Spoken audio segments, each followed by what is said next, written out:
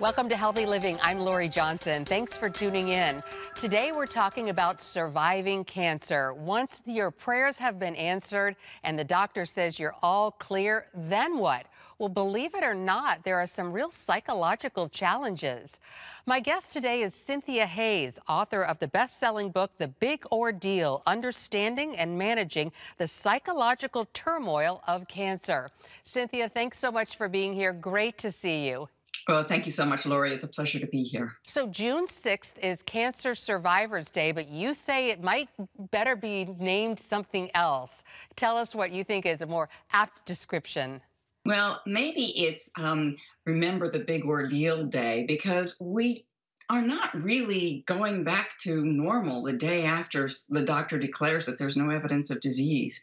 We have a lot that we have to deal with still, and the recovery process can be long and slow. So cancer survivors or thrivers or those living with a diagnosis of cancer, we're all still processing long after the treatment is over. It really is so different from other diseases because when your doctor says you're all clear, a lot of times there are some caveats. They say, we think we got it all. It looks like we got it all. We most likely have it all.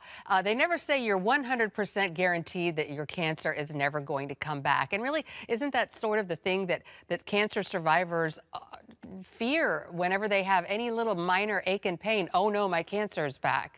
Yeah, I think that most of us live with some type of, I'll call it either scanxiety or cancer PTSD, because our bodies betrayed us in the first place. For most of us, we don't have any signs or symptoms of cancer, and that diagnosis comes out of the blue and sends us into instant shock and fear and panic and disbelief.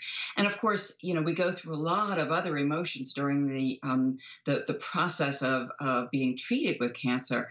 But then when they say no evidence of disease, or heaven forbid, they should actually say you're cured, we go back to being fearful because, again, our bodies betrayed us. We can't trust that we're going to know if the cancer is back. And often, you know, we've been watched on a daily or weekly or monthly basis during the cancer treatment phase. And then we are sort of put back into the wild, like Elsa in Born Free, where all of a sudden nobody's watching us, and we don't know what this new landscape is all about.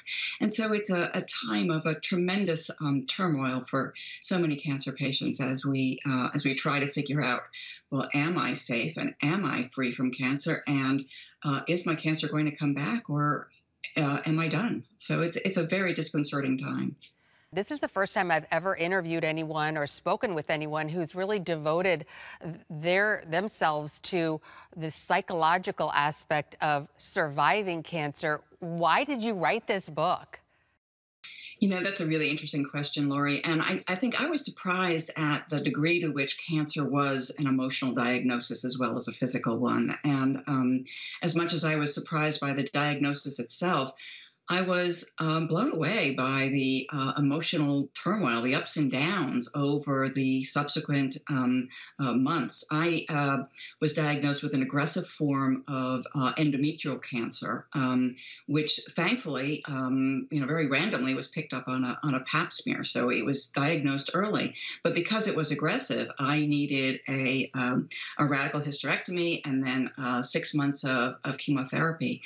And all of that brought so much fear, so much anxiety, so much mental confusion and chaos, so much loss of sense of self and a sense of hopelessness and a little bit of depression, a lot of anger that I was going through this. And to go from being someone on top of my game, I was used to running an office, managing a household, taking care of everything, to being somebody who was really now at the whim of my cancer and the cancer treatment protocol. It was a very disorienting experience.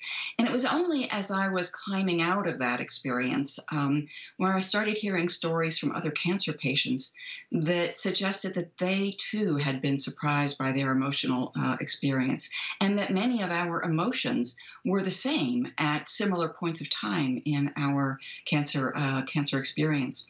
And that's what gave me the idea that, we really should know going into cancer that it's an emotional experience, because that would help us ask for the help that we need along the way. Mental health is still so stigmatized in our society, and we don't know that it's chemicals, it's chemical imbalances in our body that lead to most emotional responses. And cancer changes the chemistry in our bodies. Chemotherapy and immunotherapy and radiation treatment and surgery, those all change the chemical balance in our body and contribute so much to what we're experiencing as patients. For this book, you actually collaborated with two psychologists and an oncologist, right? One psychologist and two oncologists, but yes, a number of medical professionals contributed to the book. And I also spoke with exercise physiologists and neuroscientists. I mean, you name it, I investigated it to try and understand, why do we feel the way we do? I mean, once I had interviewed over 100 patients and saw that there were very clear patterns about what people were feeling, I wanted to understand why and what's the interaction between the treatment and the emotions. What's going on in our brain chemistry that's causing those emotions? It was a fascinating research project, and hopefully now shed some light for patients and their loving caregivers on what the experience is really all about. It's really interesting that so many people who have recovered from cancer, who are cancer survivors, are actually going through the same thing, and it's not so easy. You think that, once you get that clean bill of health, it's smooth sailing from that point on. Well, what would you say is the number one complaint or concern among cancer survivors? I think that the biggest thing is that fear that it's going to come back, and that we're never going to get our lives back. We're never going to be able to live the way we lived before that diagnosis. And I think what's hard for so many people who have not had a cancer diagnosis is the recognition that we've all lost a sense of innocence. We've all lost a degree of expectation of control over our lives, expectation of longevity, expectation that we get to decide things. And of course, we don't get to decide things. There's so much that is beyond our control. But many of us are innocent going into our experience, believing that we have control over our lives and our destiny, and that we're going to live at least as long as our parents, if not longer. And cancer takes that away. So we're all struggling with loss and with a sense of identity that we need to recapture as we are coming out of the experience. And it takes anywhere from 12 to 18 months after treatment is over for the physical recovery to be complete.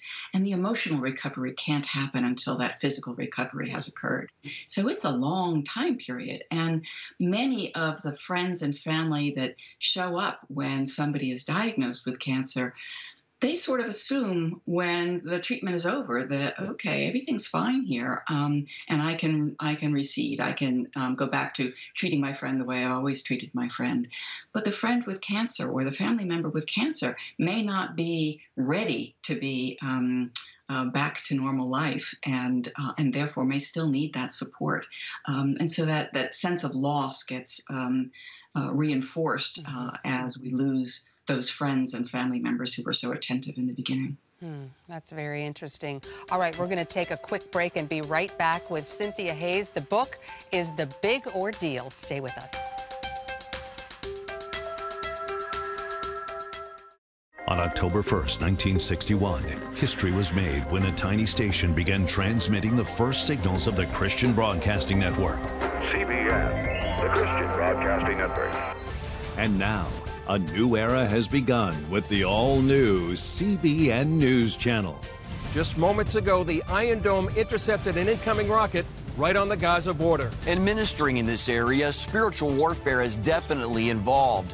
A 24/7 news network, bringing you the news you want from a source you can trust. In Kenya, 40% of the medical services are actually provided by these Christian hospitals. Let's talk about the economy. Believers here are joining together to win people to Jesus Christ. All your favorite shows now in one place. Go to cbnnewschannel.com to find out how to get the CBN News Channel on your TV all day, every day. CBN News.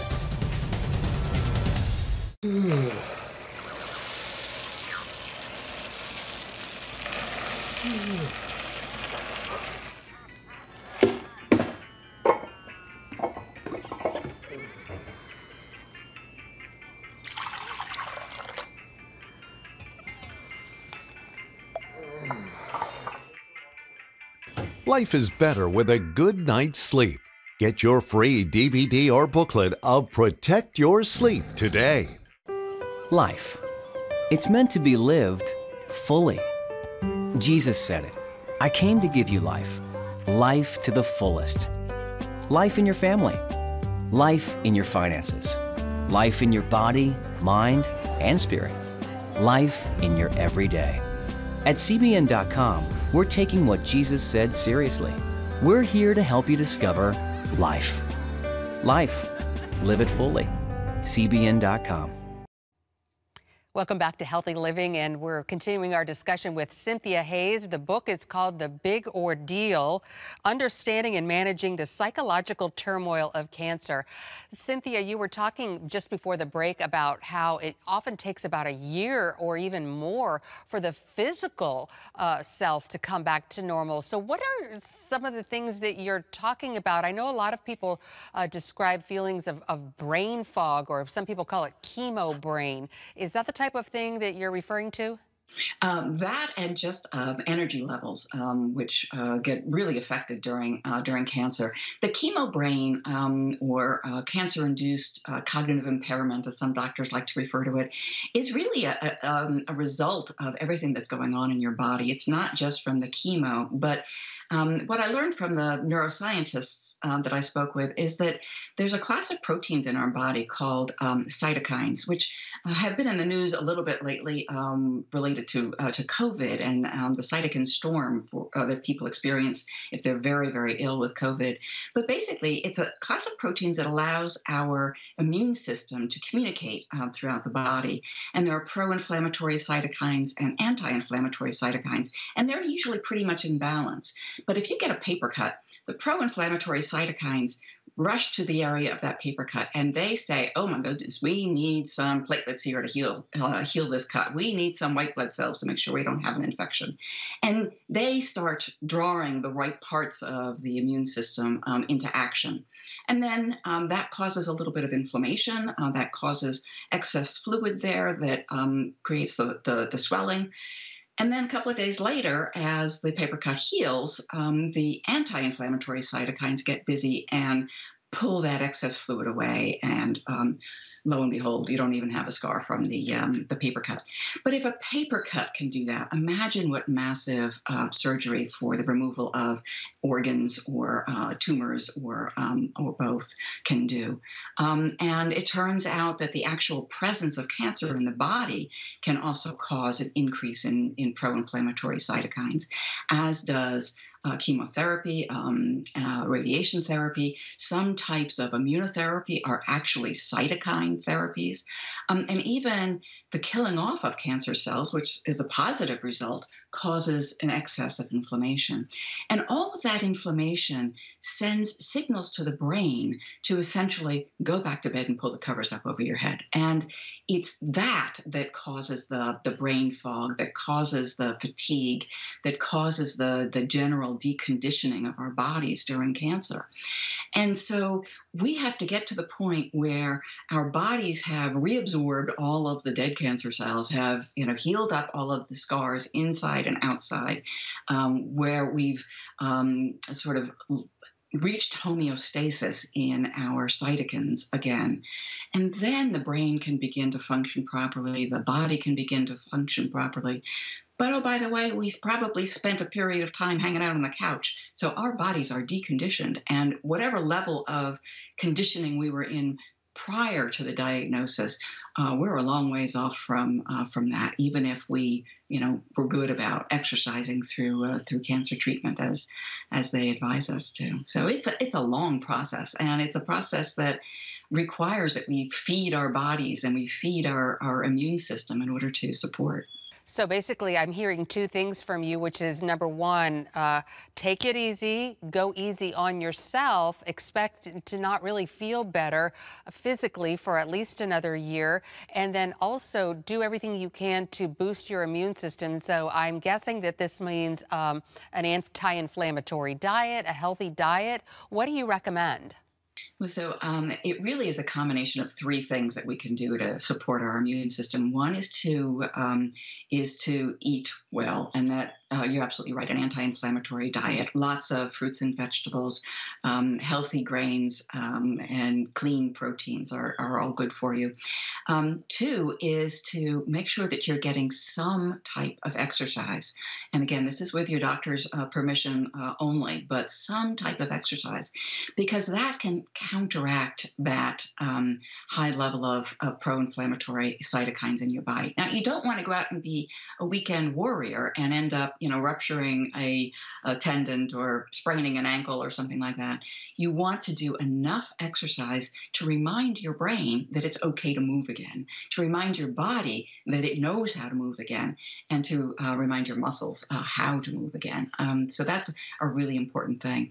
And then stress reduction is also a really big factor in our immune health. And it's so easy to think that, well, okay, now I've got to make up for I was out of the office for 6 months, or I wasn't pulling my weight at home for, a period of time. I've got to make up for it. But in fact, we need to, as you said, be kind to ourselves and allow ourselves to keep the stress at a minimum. Maybe take a yoga class, maybe think about meditation, but figure out how to control the stress in your body so that you can help support a healthy immune system. Well, we're going to take another quick commercial break and be right back with Cynthia Hayes. The book is called The Big Ordeal. Stay with us.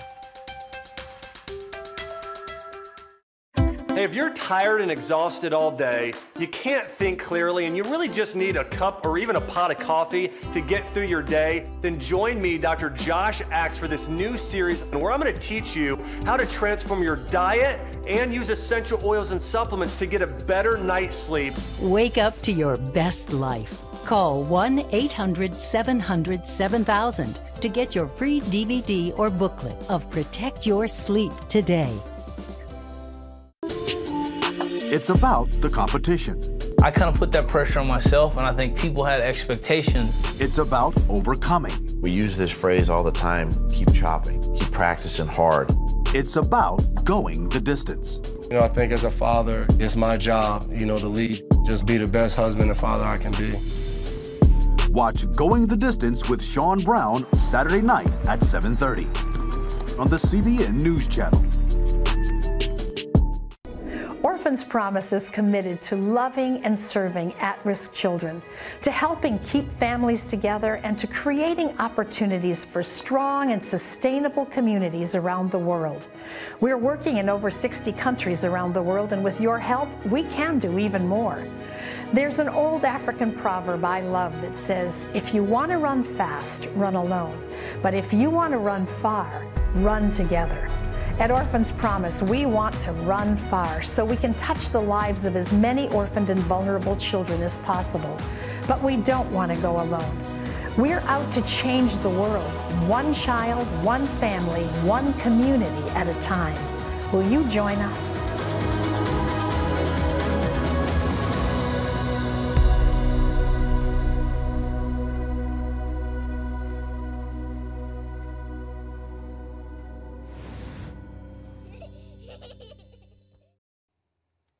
Welcome back, and continuing our discussion with Cynthia Hayes, author of the book called The Big Ordeal, Understanding and Managing the Psychological Turmoil of Cancer. So, Cynthia, before the commercial, we were talking about people not really getting back to speed physically for about a year.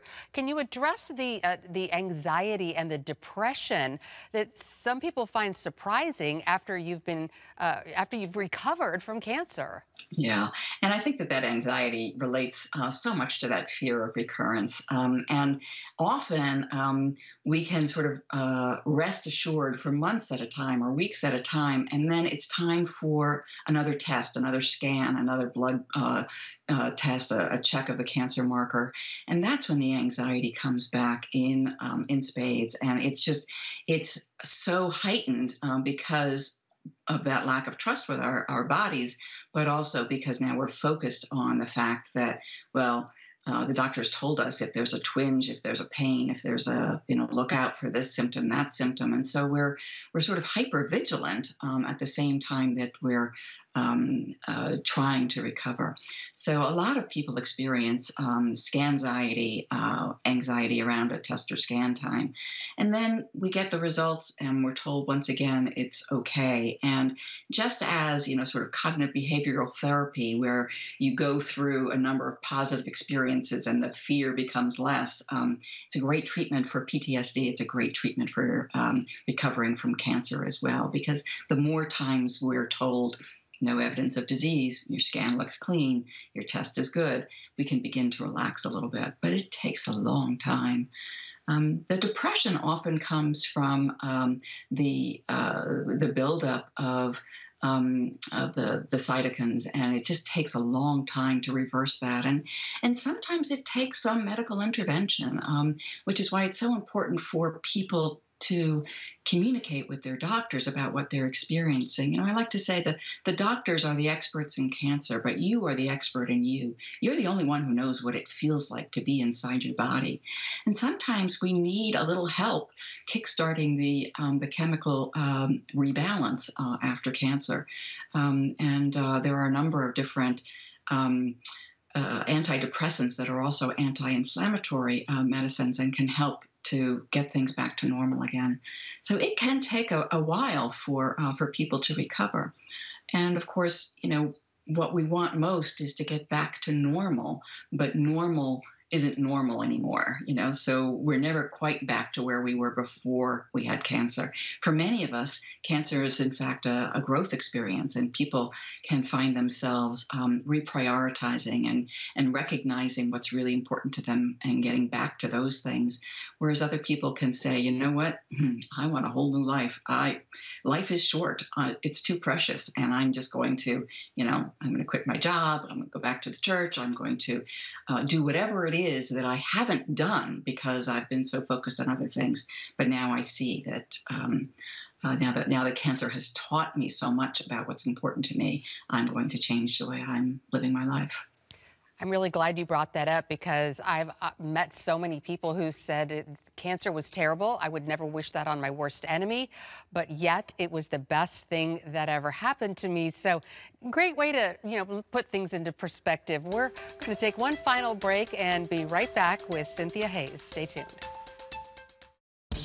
Introducing the CBN Bible from CBN.com. Now, an easier way to study the Bible and grow in your faith. Highlight your favorite verse. Read separate versions at a glance. Click and read a commentary. Or cross-reference your favorite verse using the Strong's Concordance. All the right tools to study the Bible, all in one place. The CBN Bible, available at cbn.com/Bible or the iTunes App Store. This is CBN Newswatch. Thanks for joining us. Watch breaking news, exclusive stories and programs, credible news reporting. We show you what's happening in the world and how you can pray about it.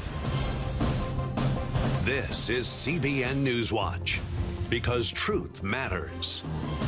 Weekdays at 5 on the CBN News Channel. Woohoo! Hi, Superbook fans. Here's something else you'll love. It's the new Superbook Bible app. It's packed with games, activities, and Superbook episodes that you can watch for free. Oh, no! There's trivia, a fun daily devotional, and answers to your Bible questions. Plus, an easy-to-understand Bible the whole family will enjoy. You can even create your own Superbook character. Ta-da! Whoa! No Super Falls, man. Come. Sorry. Excuse me. Ouch! Are you getting this? Earn super points to win daily prizes, too. And so much more! Time to get back to my adventures. See you soon. It's the new Superbook Bible app. Free downloads on iTunes, Google Play, and Amazon. Stay connected with CBN News all day across our platforms.